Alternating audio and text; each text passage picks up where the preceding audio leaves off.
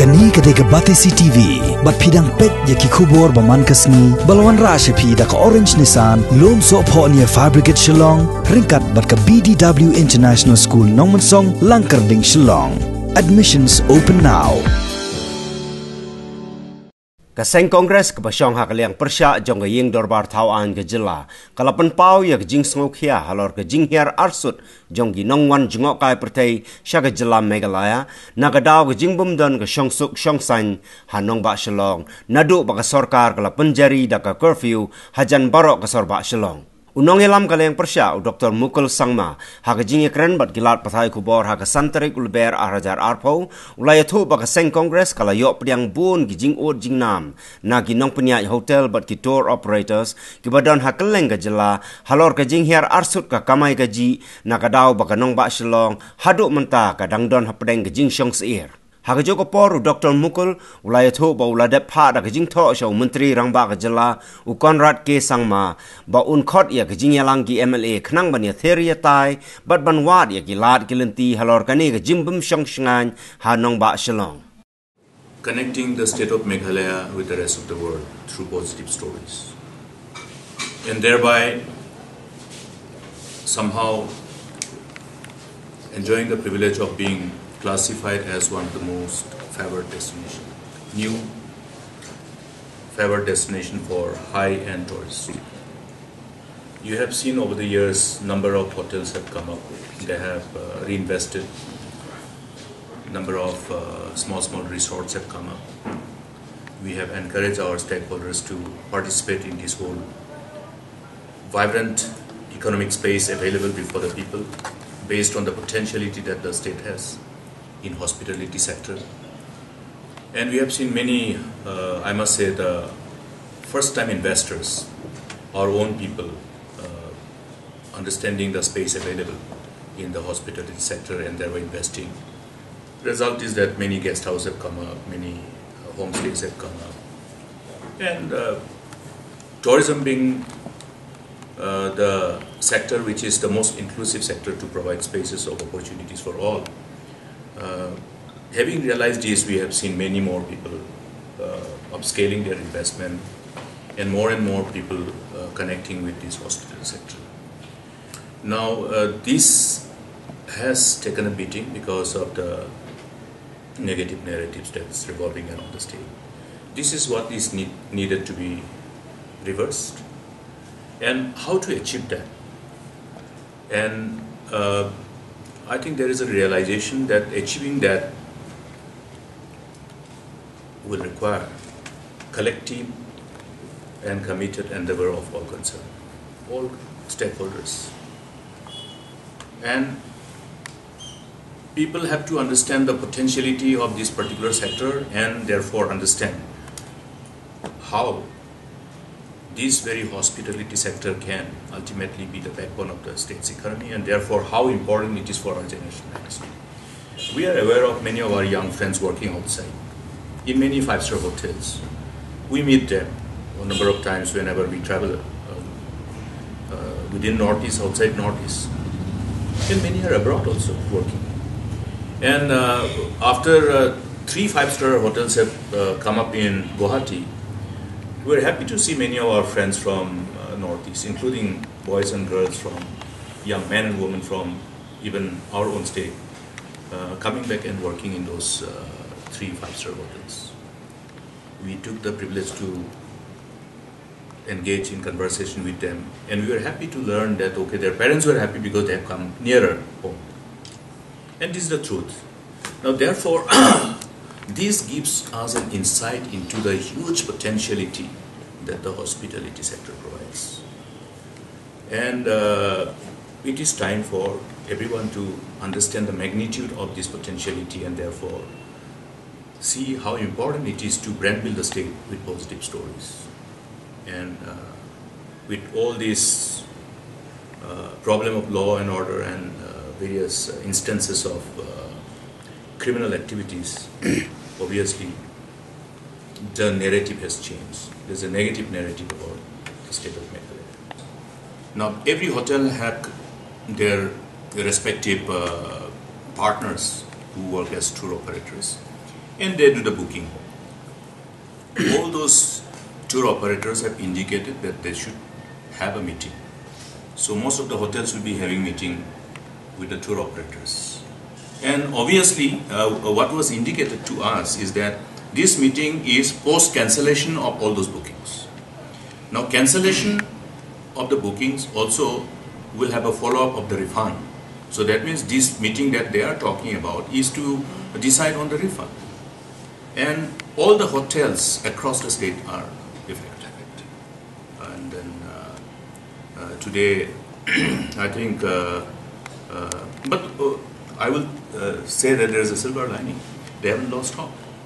But then what they have tried to articulate before us is that we must all look at this huge potentiality that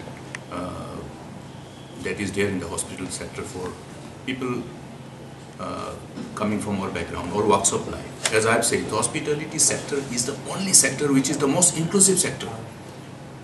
Starting from the one who washes the car, who drives the car, like that, you know. So, yeah, complete inclusive. You have to look at the situation from all perspectives. Now you have a situation across the country where there are advisory already given. The advisory pertaining to the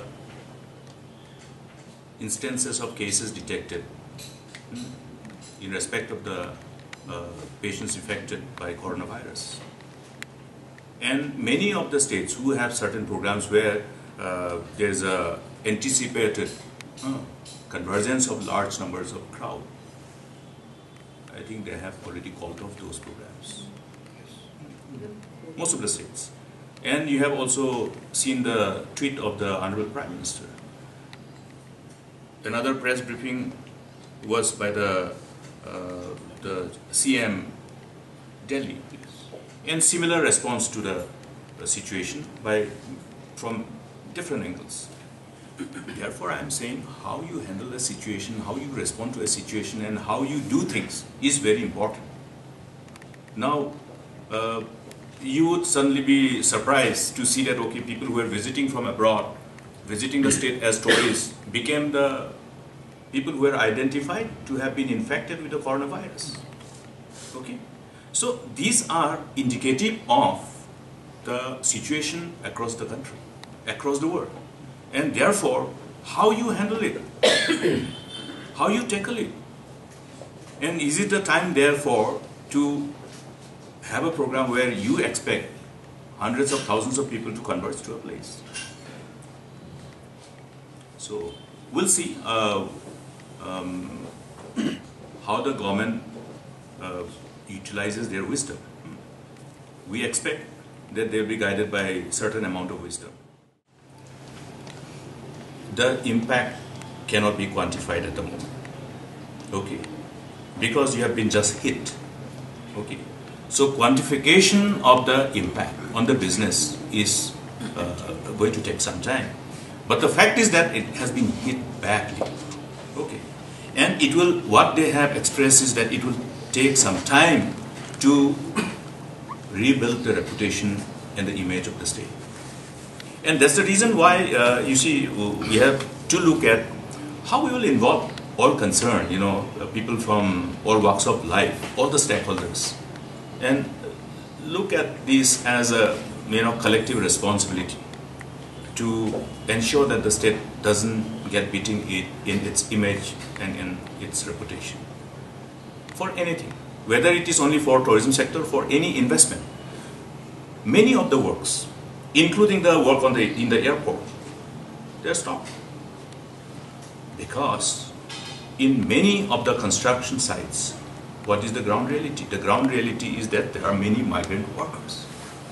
Now, therefore, that whole environment to create that sense of security and safety, a secure and safe environment for the workforce is also crucial. Now, it is also truth that for completion of many of the infrastructural projects that's going on in the state, you will definitely require migrant laborers. You cannot have these projects completed without migrant workers. Therefore, it is an indispensable requirement for any economic growth of a state. It's a kind of, okay, where you don't have the expertise, you bring from somewhere else. Where you have your own expertise, you use your own local expertise. But that's how we ultimately engage in all kinds of economic activities. So these are realities. Therefore, we have to correct the situation. That whole secure and safe environment for all concerned has to be there. Not just for the tourists, for the workforce. If the infrastructure that is required to act as a catalyst to promote tourism, how is tourism going to flourish? So everything is interdependent on each other. So you have to look at the larger picture. And therefore, in the interest of the people and the state, it is the responsibility of each one of us to collectively come together and collectively decide the way forward. How you address this concern pending Government of India's approval to the proposed imposition of enforcement of that provision of law for invoking ILP. How the state government actually handles union government to prevail upon, and at the same time create an enabling environment to make everyone see the reason to have patience. I will appeal to all concerned that having seen what was resolved in the August House last December, while government must be urged upon to follow up with Government of India, we must all see that this should not be a reason to have this kind of lawlessness and undo the positive things that has revolved around the name and fame of the state. I think that is everybody's responsibility. Therefore, I firmly believe everyone will look at that aspect and see that they respond accordingly. We'll have to prevail upon all our people. There's reasons to believe that people will revisit the past. Where have violence solved a problem? Violence have never solved a problem. It will only create one problem after another. So we are concerned about this fallout, and it's time now for all of us to reach out to everyone and see that collectively we assume upon ourselves the responsibility of contributing our bit. Issues which is burning, which is before us, will always be an issue to be deliberated and discussed upon whenever there is a session. When there is a session, we will discuss within the house. When there is no session, we discuss it outside the house. Because the state belongs to everyone. Therefore, to ensure the realization of responsibility of each one of us, because we are in the same boat. We are in the same boat. When we are in the same boat, what happens when the boat sinks?